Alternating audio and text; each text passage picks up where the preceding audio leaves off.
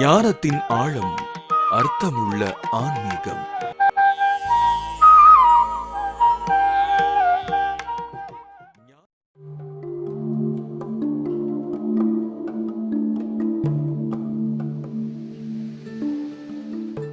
எங்க ஊர்ல எல்லாம் இங்கேயும் இருக்கு அந்த மாவிலை தோரணங்களுமே. இப்படி அந்த புதுமைகளை புகுத்துகின்ற அந்த மனப்பக்குவம் தான் ரொம்ப ரொம்ப முக்கியம். இந்த வேளையிலே நான் நிச்சயமாக முனைவர் முருகன் அவர்களுக்கும் நமது மேஜர் முனைவர் மு வெங்கட்ரமணன் ஐயா அவர்களுக்கும் பெரும் கடமைப்பட்டிருக்கிறேன். ஏன்னு கேட்டீங்கன்னாக்கா, எங்களுக்கெல்லாம் தமிழ் தாகம், தமிழ் வேட்கை. எங்க ஊர்ல மலேசியாவில் இன்று காலையில் பேசினது போல ஐயா அரங்க ராமலிங்கம் அவர்கள் பேசியது போலவும், ஜெயராஜ் ஐயா பேசியது போலவும் எங்க நாடுகளில் பேசுவதற்கு ஆளே கிடையாது. நான் வெளிப்படையாக சொல்லிடுவேன், ஆள் கிடையாது. அந்த அளவுக்கு தெளிவாக பேசுவதற்கு ஆள் கிடையாது. அப்ப இன்று காலையில் இங்கு அமர்ந்த போது அந்த ஒரு 10-15 நிமிஷத்துல அல்லது 1 மணி நேரத்தில் கிடைக்கப்பட்ட அந்த செய்திகளுக்கு நாங்க பெரும் பேறு செய்திருக்கணும். அப்படி ஒரு வாய்ப்பு எங்களுக்கு வழங்கப்பட்டதை நினைத்து முதல்ல நான் அவர்களுக்கு நன்றியை தெரிவித்துக் கொள்கின்றேன்.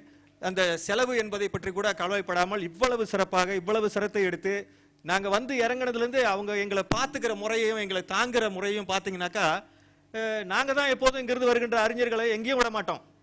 அவங்கள அப்படியே பக்கத்திலேயே கண்ணிலே வச்சு பார்த்துக்கிட்டே இருப்போம். போற இடத்துல எல்லாம் அவங்கள எங்கேயும் ஒரு சின்ன விண்ணம் கூட இல்லாம அவங்கள கடைசி வரைக்கும் வச்சிருந்து கொண்டு அனுப்பி வைக்கிறது எங்களுடைய பழக்கம். இங்க பார்த்தா எங்களையே விஞ்சுகின்ற அளவுக்கு முருகன் ஐயா அவர்களும் உங்களுடைய முதல்வர் அவர்களும் அவரோடு சேர்ந்த அந்த ஆசிரியர்கள் எல்லோருமே நீங்க செய்யறதை பார்த்தோன்னே நாங்க தடுமாறிட்டோம். உண்மையில சார் நீங்க அதை உணர்ந்திருப்பீங்க. இந்த ஒரு இரவிலேயே என்னால் அதை உணர முடிந்தது.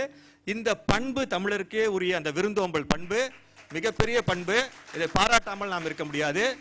என்னோடு இணைந்து செயல்படுகின்ற மற்றொரு நண்பர் கீழே இருக்கிறாரு, முனைவர் நாஞ்சில் நீலமாதவன் அவர்கள்.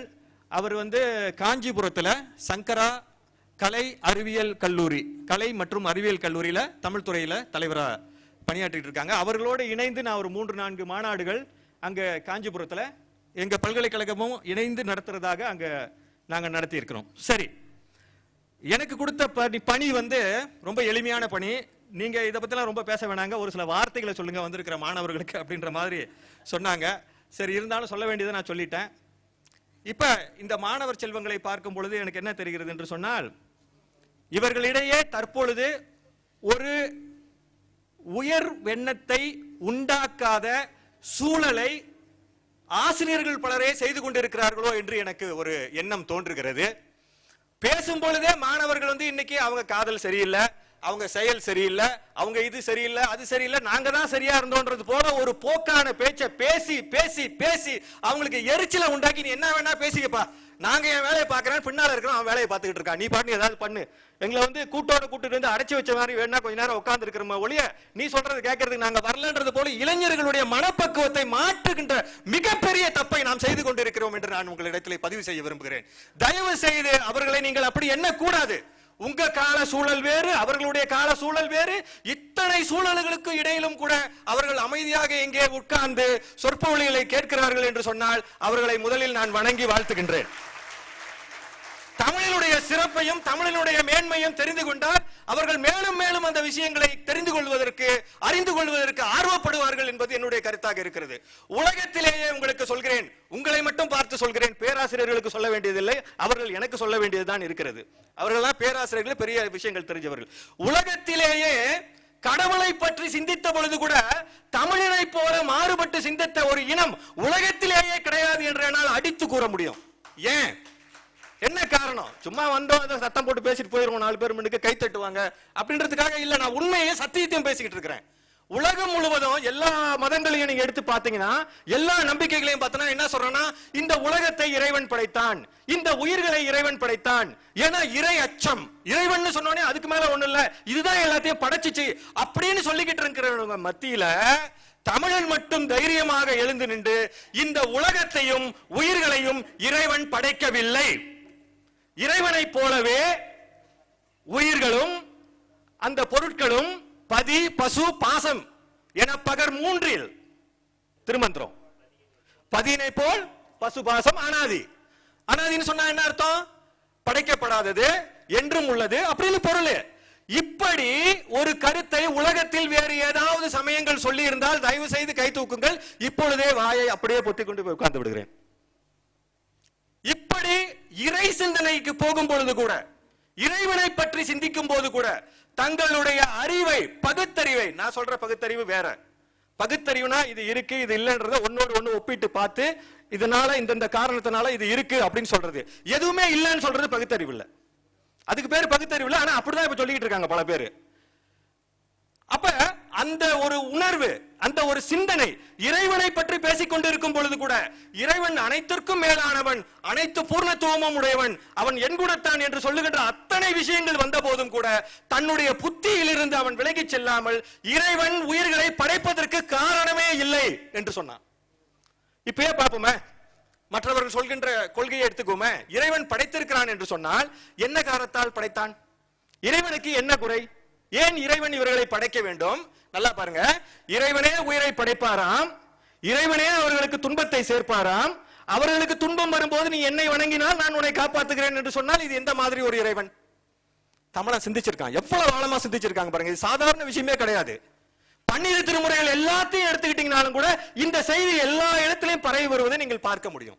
14 சைவ சித்தாந்த சாஸ்திரத்தை நீங்க எடுத்துக்கிட்டீங்கனாலும் இந்த செய்தி எல்லா இடங்களிலும் எல்லா நிலைகளிலும் வந்துகிட்டே இருக்கும். அப்படிப்பட்ட ஒரு மாபெரும் மாண்புக்கும் ஒரு மாறுபட்ட சிந்தனைக்கும் சொந்தக்காரர்கள் நாம். இது பெருமையா இல்லையா நம்மளுக்கு? தமிழனாய் பிறந்ததற்கு நான் என்ன சொல்லுவேன்னா, மாதராய் பிறப்பதற்கு மாதவம் செய்திடல் வேண்டும் அம்மான்னு சொல்லுவாங்கல்ல.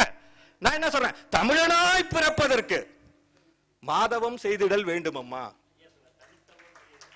தனித்தமிழ், தனித்தமிழ் அது இன்னும் ஒரு தவம், அது தவத்திலேயும் தவம். ஏன்னு கேட்டீங்கன்னாக்கா, தமிழை பற்றி சொல்லும் பொழுது பாரதிதாசனே வந்து தனித்தமிழ்ல பல இடங்களில் கலப்பு இருக்கு. அவரு அமுது அப்படின்ற வார்த்தை எல்லாம் இருந்தாலும் கூட தமிழுக்கு அமுது என்று பேர்னு சொன்ன அந்த ஒரே ஒரு வார்த்தையை எடுத்துக்கிட்டீங்கன்னா, ஏன் அந்த இடத்துல அமுத கொண்டு வச்சாருன்னு சொல்லும் பொழுது பெருவாரியாக அவர் வந்த பாரம்பரியம் சைவ பாரம்பரியம் தான், தமிழ் பாரம்பரியம். அந்த இதுல வந்தவர் தான், பின்னால அவர் மாறினார்ன்றது அது வேற ஒரு விஷயம். அப்படி வரும் பொழுது இந்த அமுது என்று சொல்லப்படுவது என்ன அப்படின்னு சொல்லும் பொழுது கேட்டீங்கன்னா, தேவர்கள் உணவு. அந்த தேவர்கள் உணவு என்றால் உண்டாரை நீண்ட காலம் வாழ வைக்கக்கூடிய உணவு என்று பொருள். எனவே தமிழ் என்கின்ற மொழி இருக்கின்றதே, இது எப்படிப்பட்ட மொழி என்று கேட்டால் தன்னையும் மறந்து பேசுகிறான் பாரதிதாசன். தமிழுக்கும் அமுது என்று பேர், நீ அந்த தமிழை பேசுறா அது உன் உயிரை வளர்த்துக்கிட்டே இருக்கும் அப்படிங்கிறார். அப்ப அந்த தமிழுக்கு அந்த இடத்திலே ஒரு ஆன்மீக பலத்தை, ஒரு இறை பலத்தை அமுது என்று சொல்லுகின்ற அந்த வார்த்தையிலே அவன் புனைந்து தருகின்றான் என்றுதான் நாம் கொள்ள வேண்டி இருக்கிறது. இவ்வளவு பெரிய சிந்தனைக்கு சொந்தக்காரங்க நீங்க. ஒண்ணு, நான் ரெண்டு விஷயம் சொல்லிட்டு முடிக்க போறேன், ஏன்னா நேரம் இல்ல. ரெண்டு விஷயம், மற்றதெல்லாம் எழுதி வச்சிருக்கிறேன், அதெல்லாம் சுருக்கமா சொல்லிட்டு போயிடுவேன். அதெல்லாம் வாசிப்பேன், செய்தி வாசிப்பு போல. இரண்டாவது நிலையில உலகத்துல இன்னொரு மாபெரும் விஷயம், வெள்ளைக்காரன் சொன்னா, நல்லா கேட்டுங்க, வெள்ளைக்காரன் சொன்னா டெத் இஸ் ஷுவர், சாவு என்பது நிச்சயம். ஆனால் தமிழ் சித்தர்கள் சொல்லுகிறார்கள், உடலோடு ஒளியுடம்பு பெற்று இந்த உலகத்தில் நீடூழி காலம் வாழ முடியும் என்பதை அவர்கள் குறித்து வைத்திருக்கிறார்கள், செய்து காட்டியிருக்கிறார்கள். வள்ளல் பெருமான் வாழ்ந்து காட்டியிருக்கிறார். இது உலக அதிசயம். உலகத்துல எல்லாரும் என்னென்னமோ ஆராய்ச்சி பண்ணாங்க. காலையில சொன்னார்ல, எல்லா ஆராய்ச்சியும் பண்ணி நேரத்தை குறுக்கி கடைசி அந்த நேரத்துல என்ன செய்யறான்னு அவனுக்கு தெரியும். ஏன்னா மனம் ஒரு நிலை படவில்லை, ஒரு இடத்தில் அவர்களால் நிற்க முடியவில்லை. மனம் ஒரு நிலைப்படாத நிலையில் இருக்கும் போது நேரம் என்று சொல்வது எங்கெங்கோ விரயமாகி போய்கிட்டு இருக்கும். அந்த நிலையில் பார்க்கும் பொழுது இவர்கள் மரணமில்லா பெருவாழ்வு பற்றி பேசுகிறார்கள்.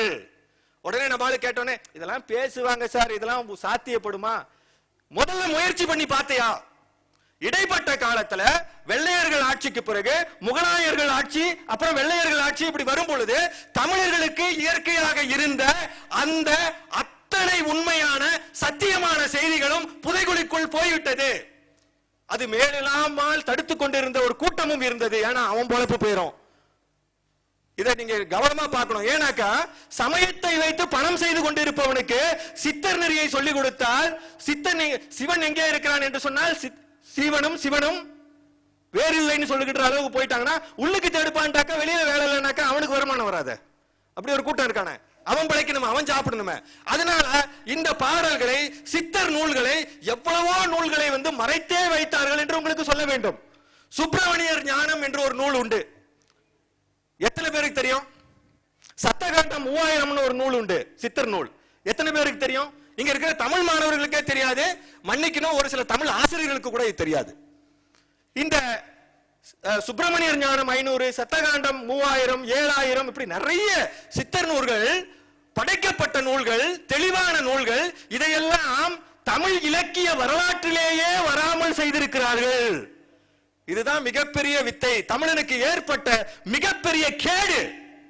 இந்த இலக்கிய செல்வங்கள் நம் தமிழ் இலக்கிய வரலாற்றிலே இடம் பிடிக்காமல் போனது தமிழனுக்கு ஏற்பட்ட அல்லது செய்துவிக்கப்பட்ட ஒரு மிகப்பெரிய கேடு என்பதாகத்தான் நான் கருதுகின்றேன்.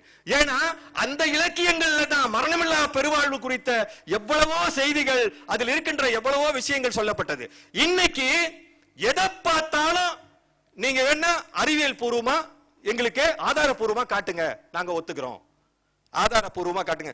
உடம்புல இருக்கிற உயிரையே ஆதாரபூர்வமா உன்னால காட்ட முடியாது. நீ வாங்குகின்ற மூச்சு காத்த உன்னால ஆதாரபூர்வமா காட்ட முடியுமா? முடியாத. அப்படி இருக்கும்போது எல்லாத்தையும் ஆதாரபூர்வமா, நீ ஆதாரபூர்வம் நினைக்கிறது நீ வச்சிருக்கிற ஒரு சட்டம். அதையும் மீறி சிந்திக்கின்ற, அதையும் மீறி மேலே செல்லக்கூடிய ஒரு இனமாக இந்த இனம் இருக்கிறது. உலகத்திலேயே உங்களுக்கு மறுபடியும் சொல்றேன், உலகத்திலேயே இந்திய நாகரிகத்துல தான் யோகா பத்தி பேசுறாங்க. இந்த யோகா என்ன சார் செய்யும்? காலை மடக்கி கையை மடக்கி இப்படி இப்படி வித்த காட்டுறது இல்ல, அது ஒரு பங்கு. இன்னொரு பங்கு அது ஞானத்தை பெறுவதற்குரிய ஆழ்ந்த நிலை சிந்தனை, ஆழ்நிலை பார்வை, உள்ளுக்கு போகின்ற ஒரு மிகப்பெரிய பயணம், அந்தர்யாமி உள்ளுக்கு போகின்ற ஒரு பயணம். இந்த பயணத்தின் விளைவு என்ன உங்களுக்கு எல்லாம் தெளிவா தெரியணும்னா, ஒரு வெள்ளைக்காரன் ஒரு முடிவு எடுத்து, நம்ம மனிதர்களுடைய உடம்புல செல்னு சொல்லுவாங்க, தமிழ்ல நம்ம என்ன சொல்றோம் சார்? திசு. அந்த செல் இங்க ஒரு வெட்டுப்பட்டா அது ஒன்று கூடியும், ஏன்னா இது வளரும், ரெண்டும் வளர்ந்து ஒன்னா இணைஞ்சுக்கும், தோல்ல அந்த புண்ணு ஆறிடும். ஆனால் உங்கள் மூளையில் இருக்கின்ற செல் அடிபட்டுச்சுன்னா அது வளராது. அதனாலதான் மூளையில் அடிபட்டா ரொம்ப ஆபத்து. இந்த மூளையில் இருக்கின்ற செல்களுக்கு ஆங்கிலத்தில் நியூரான்ஸ் என்று பெயர். என்ன பேரு? நியூரான்ஸ். ஆணுக்கும் பெண்ணுக்கும் இந்த நியூரான்ஸ் ஒரே அளவில் தான் கொடுக்கப்பட்டிருக்கு. அறிவியல் பூர்வமாக ஆணினுடைய மூளை கொஞ்சம் கனம் கூட பெண்களுடைய மூளையை காட்டிலும் கனம். அதனாலதான் இயற்கையாவே ஆண்களுக்கு அந்த கனம் இருக்கு கொஞ்சம். ஆனா பெண்களுக்கு அந்த வெயிட் குறைஞ்சாலும் அதனுடைய நம்ம என்ன சொல்றோம், பயன்பாடு என்று சொல்வதும் அதனுடைய ஆக்கம் என்பதும் ஒரே மாதிரி தான். The capacity is the same, only the weight differs a slightly little bit smaller for the women. அப்ப இந்த மூளையில இருக்கிற நியூரான்ஸ் அப்படின்னு சொல்லுகின்ற அந்த செல்ல இதுவரைக்கும் ஐன்ஸ்டைன் கண்டுபிடிப்புகள் செய்தார்ல, அவரு கூட எத்தனை சதவிகிதம் பயன்படுத்தி இருக்காருன்னா 8% தான். மொத்தம் இருக்கிற 100% நியூரான்ஸ் கடவுள் கொடுத்திருக்காரு, 8% தான் மனசன் பாவிச்சிருக்கான். அப்ப 92% கொடுத்த கடவுள் விவரம் தெரியாம கொடுத்திருக்காரா? இல்லாட்டி எதுக்கு அதை கொடுக்கணும்? உடலில் இருக்கின்ற ஒவ்வொரு பாகமும் ஒவ்வொரு பிரிவும் அதற்குண்டான காரணத்தால் இறைவனால் உருவாக்கப்பட்டிருக்கின்றன. கை முன்னால மடக்கலாம், பின்னால ரொம்ப மடக்கினீங்கன்னா உடைஞ்சு போகும். கால் முட்டி பாத்தீங்கன்னா இப்படி மடக்கலாம், நிமித்தி மடக்க முடியாது. இதுக்கெல்லாம் மனிதனுடைய உடலில் இருக்கின்ற அந்த கட்டுமான பணிகளை நீங்கள் ஆய்ந்து பார்த்தால் உலகத்தில் மிகச்சிறந்த பொறியாளன் இறைவன் தான். அவ்வளவு பெரிய கட்டுமான பணி. அப்ப இந்த நியூரான்ல 8% தான் நம்ம பாவிக்கிறோம், 92% பயன்படுத்தாமல் அப்படியே பத்திரமாக வச்சிருக்கிறோம். மண்ணுக்குள்ள கொண்டு போறதுக்கோ தீக்கு கொடுக்கிறதுக்கோ தெரியல. அப்ப சித்தர்களுடைய பார்வையில் அவர்கள் செய்கின்ற தியானம், பயிற்சி முறைகள், இதையெல்லாம் வைத்து பார்க்கும் பொழுது ஆராய்ச்சியாளர்களே அறிவுபூர்வமாக, வெள்ளையர்களே அறிவுபூர்வமாக அதனை ஆராய்ச்சி செய்து என்ன சொல்கிறான் என்று சொன்னால், இதுவரையில் அந்த நியூரான் செயல்களை 8% கூட்டுவதற்கு எந்த மருந்தும் இல்லை அப்படின்னு சொல்றான். எந்த மருந்தோ எதுவோ கொடுத்தோ ஒன்னும் செய்ய முடியாது அப்படிங்கிறான். ஆனால் யோகா செய்வதால், யோக நிலையில் ஆழ்ந்து செல்வதால் அந்த 8% 10%ஆகவும் 100% வரையிலும் கொண்டு செல்லலாம் என்று இன்று மேற்கத்திய நாட்டில் இருக்கின்ற ஆய்வாளர்களே அதை ஒப்புக்கொண்டிருக்கிறார்கள். சரி, இது ஒரு பக்கம். சரி, அப்படி 8ல இருந்து 10க்கு போனா, 12க்கு போனா, 20க்கு போனா, ஒரு 100க்கு போனா என்ன ஆகும் அப்படின்னு கேட்டா, தயவு செஞ்சு இதை கேளுங்க. ஒரு வெள்ளைக்காரன் ஒரு படம் எடுத்திருக்கிறான். இப்ப வந்து ஒரு 5 வருடங்கள் ஆகுது. அந்த படத்தோட பேரு லூசி. முடிஞ்சா எழுதி வச்சுக்கங்க, ஏன்னா நீங்களா பார்க்கணுன்றதுக்காக நான் சொல்றேன். LUCY. இப்ப கிடைக்கும் உங்களுக்கு வந்து CD எல்லாம் கிடைக்கும், ஏன்னா படம் வந்து கொஞ்சம் நாள் ஆயிடுச்சு. லூசின்னு ஒரு படம். அந்த படத்துல என்ன கதைன்னு பாத்தீங்கன்னா, இந்த என்ன சொல்றது, அது ட்ரக்ஸ், போதை வஸ்துக்கள் அல்லது போதை பொருட்கள் சொல்றாங்கல்ல, இந்த போதை பொருட்களை கடத்துவதற்காக ஒரு கும்பல் என்ன செய்யுது, ஒரு பெண் பிள்ளையை கடத்தி அவள் வயிற்றிலே அந்த போதை பொருளை வைத்து தைத்து இவளை இன்னொரு ஊருக்கு அனுப்ப போறான். அந்த ஊர்ல போய் மறுபடியும் வெட்டி எடுத்துக்குவாங்க. அப்படி வெட்டி எடுத்தா அவ செத்துருவா. இதான் அந்த கதையினுடைய ஒரு போக்குன்னு வச்சுக்கோங்க. அந்த கதையை மத்ததெல்லாம் விட்டுருவோம். அவன் என்ன கண்டுபிடிக்கிறான்னா, அவன் என்ன சொல்றான், CP4. என்னது CP4 அப்படின்னு அவன் ஒரு போதை பொருளை கண்டுபிடிக்கிறான் புதுசா. இந்த CP4 மேல் நாட்டுக்கு போயிருச்சுனா, இது வந்து ஹாங்காங்ல இருந்து போகுது, மேல் நாட்டுக்கு போயிருச்சுனா அவன் பெரும் பெரும் பில்லியனர் ஆயிடுவான், பெரிய பெரிய வியாபாரம் அவனுக்கு கிடைச்சிரும். அந்த எண்ணத்துல இவளுக்கும் வயிற்றுல வச்சு கட்டிடுறான். கட்டி முடிஞ்ச பிறகு அவளை வந்து ஒரு இடத்துல பாதுகாப்பான இடத்துல வைக்கணும், கொண்டு போய் வைக்கிறான். அந்த என்ன சொல்லுவோம் நம்ம ஆங்கிலத்தில் சொல்லும்போது லாங் ஸ்டோரி கட் ஷார்ட் அப்படின்னு சொல்லும் பொழுது, இவ போய் அங்க இருக்கிறா, எல்லாரும் போயிடுறாங்க. ஒரு பாதுகாவலன் இருக்கிறான். இவளுடைய அழகை பார்த்தோன்னா அவனுக்கு ஒரு மாதிரியா கிறக்கம் ஏற்பட்டுக்கிட்டு அவகிட்ட வரான். ஆனா இவ வந்து மூர்க்கத்தனமா அவனை தாக்குறா. அவன் வந்து கையை வைக்க வரான் மேல, அவனை மூர்க்கத்தனமா தாக்குறா. அந்த தாக்குதலுக்கு உட்பட்டோன்னு அவனுக்கு கோபம் வந்து அவனும் திரும்பி கடுமையா அவளை ஒரு தாக்குதல் செய்யறான். வயிற்றுக்குள்ள இருந்த அந்த போதை பொருள் உள்ளேயே வெடிச்சு அவளுடைய ரத்த நாணங்கள்ல சேருது. அப்படி சேரும் போது 8% இருந்த அந்த பயன்பாடு 10 மாறுது, 12 மாறுது, 20 மாறுது, 30 மாறுது, கடைசியில 100 மாறுது. ஒவ்வொரு தடவையும் அது மாறும் போது என்ன நடக்கின்றது என்பதனை சித்தர்கள் சொல்லுகின்ற பாணியிலேயே மிக அழகாக அற்புதமாக அந்த படத்தை பிடிச்சிருக்கான். நான் அசந்து போயிட்டேன். இது நான் போய் அந்த படத்தை தேடி பார்க்கல. என்னுடைய வண்டிய கொடுத்து அதை வந்து இங்கெல்லாம் செய்வீங்களே சர்வீஸ் பண்ணணும்னு சொல்லுவாங்கல்ல, அந்த மாதிரி கொண்டு போய் கொடுத்துட்டு நான் திரும்பி வர்றப்ப இந்த படம் அங்க ஓடிக்கிட்டு இருக்கு. அப்ப கூட உள்ள நண்பர் சொன்னார், சார் நீங்க அடிக்கடி சொல்லுவீங்களா அந்த மாதிரி என்னமோ சொல்றான் சார் அவன் அப்படின்னு. கூட உள்ள நண்பர் சொல்றாரு, ரொம்ப வெகுளித்தனமா அவர் சொல்றாரு, சார் நீங்க அடிக்கடி சொல்லுவீங்களா அந்த மாதிரி என்னமோ சொல்றான் சார் அந்த வெள்ளைக்காரன். அப்ப அதுல அந்த ஒரு பேராசிரியர் பேசுவது போல ஒரு காட்சி. அந்த காட்சியிலே அந்த பேராசிரியர் சொல்லுகிறார், இந்த CP4 என்று சொல்லுகின்ற இந்த மருந்தை உட்கொண்டால் நியூரானுடைய அந்த தரமானது கூடி அவர்கள் எதை வேண்டுமானாலும் செய்ய முடியும். ஒரு கட்டத்துல காட்டுறப்ப சொல்றான், அவங்களுக்கு வந்து காது கேட்கறது எப்படின்னாக்கா 3000-4000 கிலோமீட்டருக்கு அப்பால எவரோ பேசிக்கிட்டு இருந்தாலும் கூட அவர் அமெரிக்கால இருக்காரு, நான் அவரோட காது கொடுத்து கேட்கணும் என்ன பேசுறாருன்னா இங்க இருந்தே கேட்டுக்கலாம் அப்படின்னு ஒரு கட்டத்தை சொல்றாங்க. இன்னொரு கட்டத்துல பார்வை என்பது 360 பாகையிலையும் நீங்க பார்க்கலாம். இன்னொன்னு வந்து எப்படின்னாக்கா உங்களுடைய பார்வை இப்படி மனசுல அப்படி பார்த்தாலே அவருடைய எல்லா விஷயங்களும் உங்களுக்கு தெரிஞ்சு என்ன நோய் இருக்கு, எப்படி இருக்கு, அவர் உடம்புல என்ன நடந்துகிட்டு இருக்கு, என்ன செஞ்சா அது சரியாகும்ன்றதும் உங்களுக்கு தெரியும். மரத்தை பார்த்தால் கூட அந்த மரத்தில் ஓடுகின்ற உள்ளுக்கு இருக்கின்ற அந்த மரத்தினுடைய ரத்த ஓட்டம் போன்ற அந்த சாறுகள் நகர்வதை கூட உங்களால பார்க்க முடியும். இதற்கும் மேலாக உலக ரீதியில் இருக்கின்ற எந்த இடத்துல எது இருந்தாலும் நின்ன இடத்துல இருந்தே பார்க்கிற ஒரு சக்தி உங்களுக்கு உண்டாகும். அனிமா, லகிமா, கரிமா அப்படின்னு சொல்லுகின்ற அத்தனையும் அதுல வருது. கடைசியா ஒரு காட்சி உங்களுக்கு சொல்றேன். அந்த பெண் வந்து ஒரு நாற்காலியில உட்கார்ந்து இருக்கிறா. அந்த போதைப் பொருளுடைய கட்டம் வந்து 100 தாண்டுது. இப்பதான் 100வது வந்தோடனே என்ன ஆக போகுது அப்படின்னு 100% உடம்புல ரத்தத்துல ஏறினதோட அங்க என்ன இருக்குன்னு பாத்தீங்கன்னா நாற்காலி இருக்கு, அவ போட்டிருந்த உடுப்பு இருக்கு, ஆனா அவ இல்ல, மறைஞ்சிட்டா. சரியான விஷயம். ஆனா நான் சொல்ல போறது ஐயா முன்னமே சொல்லிட்டாரு. அவ வந்து மறைஞ்சிட்டா. மறைஞ்சோடனே எல்லாரும் ஓடியாராங்க. கடைசியா வராங்க, அவளை வந்து எல்லாம் செஞ்சுட்டு அவளை காப்பாற்றணும்னு வராங்க. வந்து எல்லாரும் நிக்கிறாங்க. அதுல அவளுக்கு ஹீரோ போல இருக்கின்ற ஒரு தகவல் காவல் அதிகாரியும் வராரு. வந்துட்டு எல்லாரும் கேட்கறாங்க, அவ எங்க போயிட்டா, வேர் இஷின்னு எல்லாம் தேடுறாங்க. ஒரு தொலைபேசி அழைப்பு வருகிறது.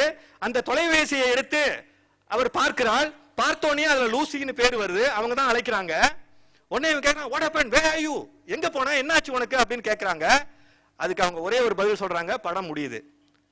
ஐ ஆம் எவ்ரிவேர், ஐ ஆம் எவ்ரிவேர், அங்கெங்கெனாதபடி எங்கும் நிறைந்த நீக்கமர நான் இருக்கின்றேன், நீக்கமர நான் இருக்கின்றேன் என்று சொல்லுகின்ற வகையிலே பேரு படம் போடுறாங்க. படம் முடியுது.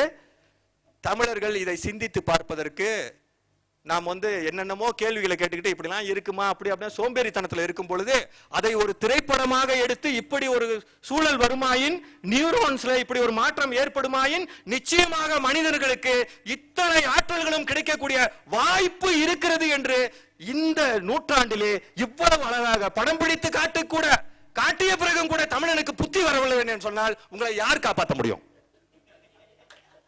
யார் காப்பாற்ற முடியும்? சொன்னார்ல, வள்ளுவனை போல் இளங்கோவை போல்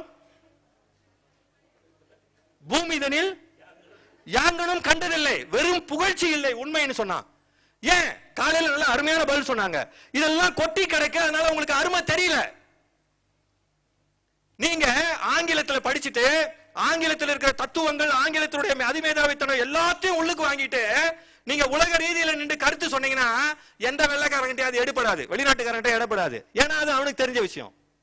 ஆனால் இதையெல்லாம் மீறி ஒரே ஒரு பாட்டை, சங்கப்பாட்டை எடுத்துக்கொண்டு நமது அப்துல் கலாம் அவர்கள் யுனைடெட் நேஷன்ல யாதும் ஊரே யாவரும் கேளீர் ஐயா காலையில சொன்ன அதே பாட்டு தான். இதை விளக்கி தமிழர்கள் எப்படி இந்த உலகத்தை பார்த்தார்கள் என்று அவர் விளக்கப்படுத்திய போது உலகத்தில் இருக்கின்ற அத்தனை இனமும் அப்படியே அதிசயித்து போய் தமிழில் இப்படி ஒரு இலக்கியமா, தமிழர்களுடைய பரந்துபட்ட பார்வை இவ்வளவு பெரிய விசாலத்துக்கு உரியதா என்று ஆச்சரியப்பட்டு புகழ்ந்ததை கேட்கும் பொழுது காதிலே தேன் வந்து பாயுதுன்னு சொன்னாங்களா, அது அப்பதான் நடந்தது.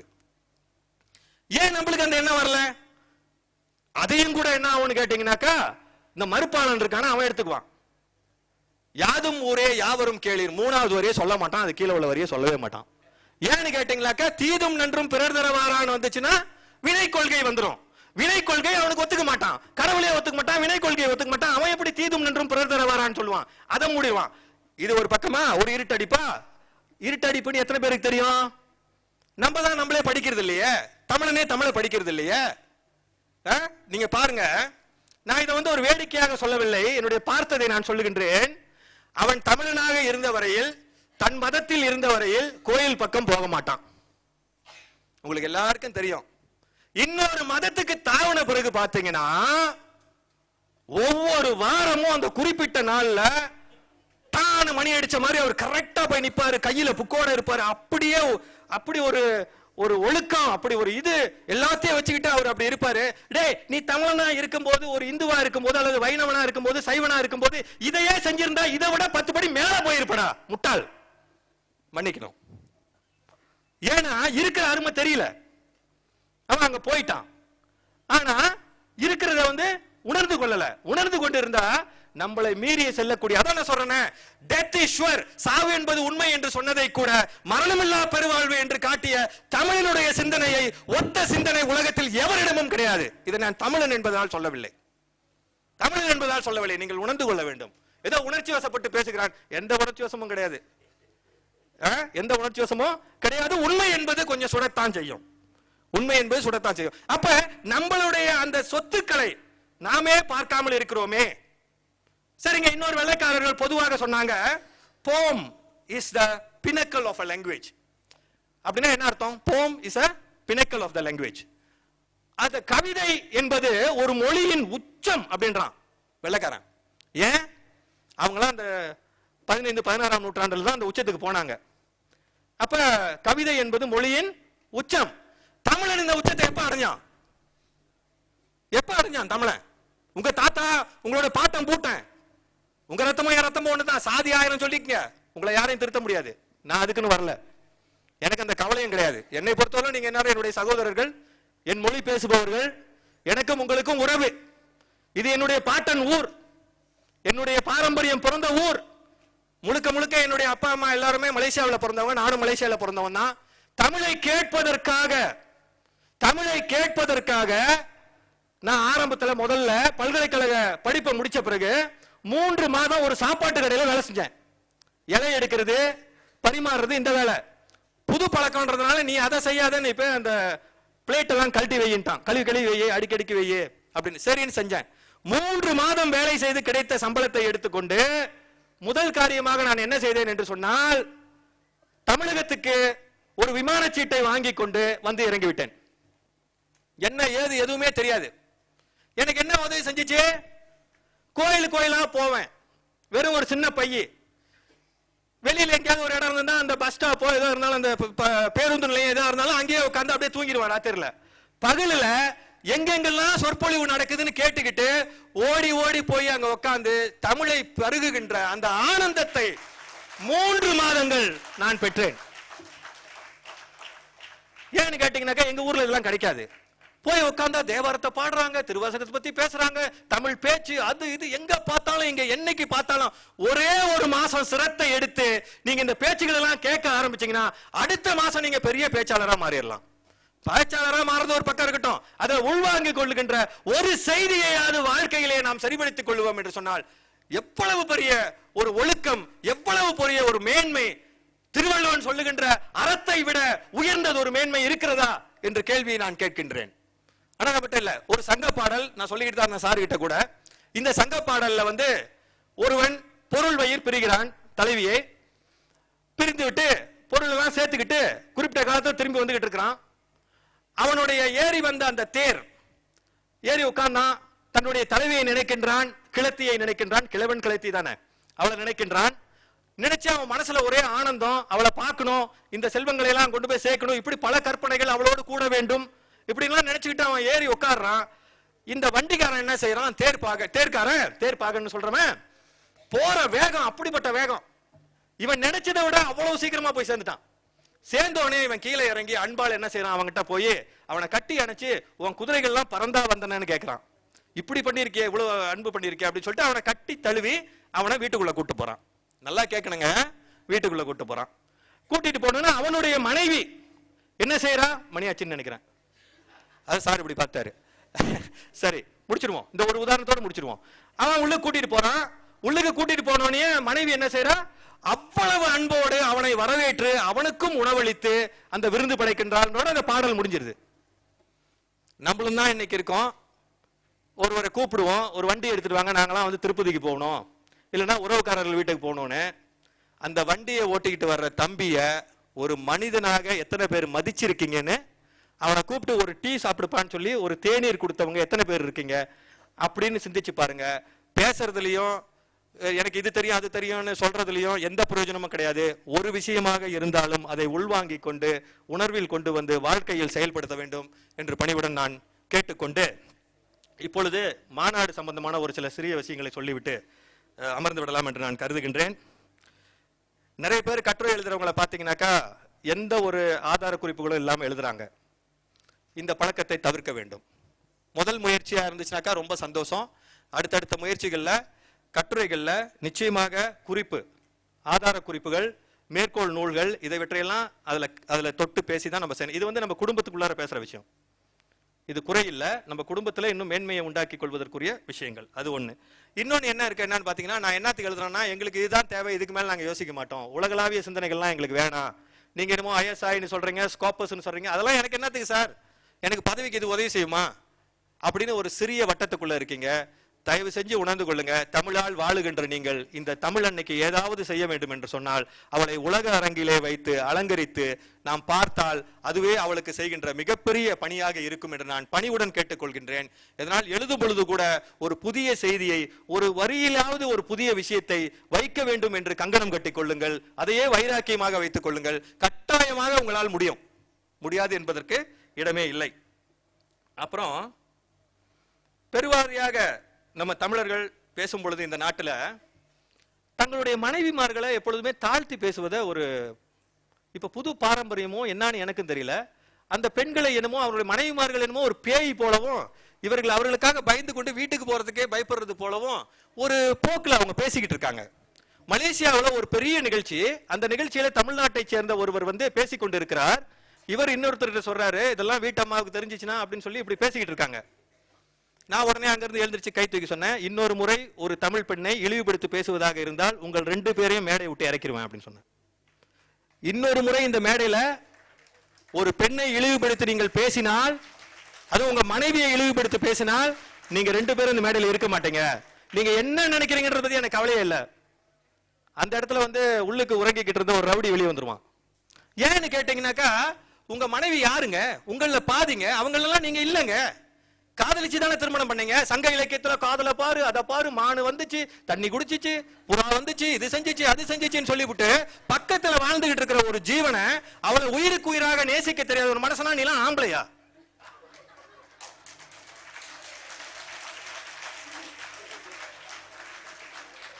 ஒரு சில அப்பா வீட்டுக்கு வருவான் இல்ல, ஒரு சில அப்பா வீட்டுக்கு வருவான், பிள்ளைகள்லாம் அப்படியே ஓடி ஒளியும். வீட்டுல ஒரு கிளவி இருப்பா, சொல்லுவா, டேய் உங்க அப்பா வந்துட்டான்டா, உங்க அப்பா வந்துட்டான்டா. பிள்ளைலாம் ஓடி போய் அப்பா புக் எடுத்து அப்படியே படிக்கும். ஒரு அப்பா வீட்டுக்கு வராருன்னா மனைவி வாசல்ல நிக்கணும். எப்ப என் கணவர் வருவார், எப்ப என் கணவர் வருவார்னு அவ ஏங்கி நிக்கணும். அப்பா வந்துட்டாரா, அப்பா வந்துட்டாரான்னு பிள்ளைகள்லாம் சூழ்ந்து நிக்கணும். அந்த கிளத்தாய் இருக்கிறால அவன் நினைக்கணும், கண்ணு மூடுறதுக்கு முன்னால இன்னொரு தடவை என் மகன் வந்துருவானா, அவன் ஆசை முகத்தை ஒரு தடவை பார்க்க மாட்டானான்னு ஆசைப்பட்டு நிக்க. இது இல்லையா வாழ்க்கை? வரும்போது கரடி மாதிரி புலி மாதிரி உன்னை பார்த்து ஓடி ஒளிறானாக்கா நீ பூச்சாண்டியா அப்பனா? மனைவிக்கெல்லாம் பயம், இப்படி திரும்பி பார்த்தா அவ கையெல்லாம் ஒதுணும். நீ என்ன பண்ணிக்கிட்டு இருக்க? நீ என்ன பண்ணிக்கிட்டு இருக்க? அராஜகம் பண்ணிக்கிட்டு இருக்க குடும்பம்ன்ற பேர்ல. இந்த அன்பு வாழ்க்கை எங்க போனுச்சு? அன்பின் 5 எங்க போனுச்சு? அன்றைக்கு இனித்த அந்த காதல் ஏன் இன்னைக்கு இனிக்கவில்லை? ஏன்னா சத்தியமான அன்பு இல்லை, உண்மையான அன்பு இல்லை, எல்லாம் பணத்தில் நிக்குது, அதான் காரணம் என்று கூறி இதை நான் ஒரு குறையாகவே சொல்கிறேன். அப்படியே இருக்கட்டும். இதற்காக நான் யாரிடம் மன்னிப்பு கேட்க போவதில்லை. இது என்னுடைய சமுதாயம், என்னுடைய மொழி, பச்சை தமிழன். என் சகோதரர்களுக்கும் சகோதரிகளுக்கும் என்னை விட மூத்தவர்களுக்கும் அப்படி செய்கிறவர்களுக்கு நான் இதை ஒரு எச்சரிக்கையாகவே சொல்கின்றேன். செய்யாத, பெண் பாவம் பொல்லாது, வழி இல்லாம போயிருவ, தெருவில் நிக்க வேண்டி வந்துடும் என்று சொல்லி வாய்ப்புக்கு நன்றி கூறி விடைபெறுகிறேன். நமச்சிவாய வாழ்க, நாதன் தாழ் வாழ்க, இமை பொழுதும் என் நெஞ்சில் நீங்காதான் தாழ் வாழ்க.